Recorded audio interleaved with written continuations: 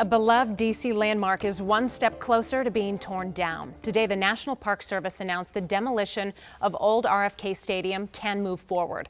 Our chief investigative reporter, Eric Flack, has been reporting on the future of that RFK site since 2022.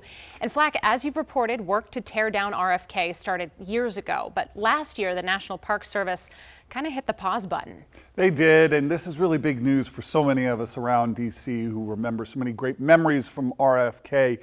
RFK sits on federal land, though, and the Park Service said the demolition needed to be studied for possible negative impacts to the environment. We reported back in 2022, the RFK demolition has significant safety challenges. According to the contract with the contractor, it includes extensive asbestos hazardous material that had to be abated.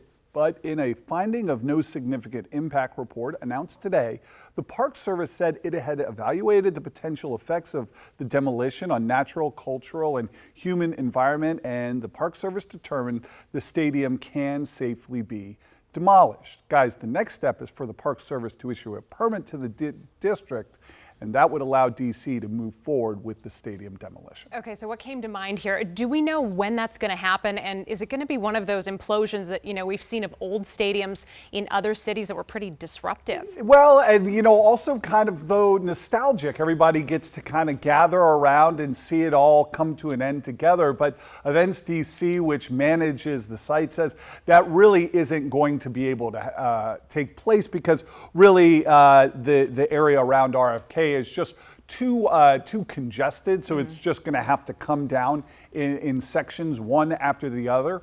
Now, about 30 minutes ago, Events DC did tell me that it's completing the final phases of doing some testing on the stadium concrete, and that's required for the demolition. Once that work is completed, National Park Service can issue a permit, and then that structural piece by piece, section by section demolition can begin.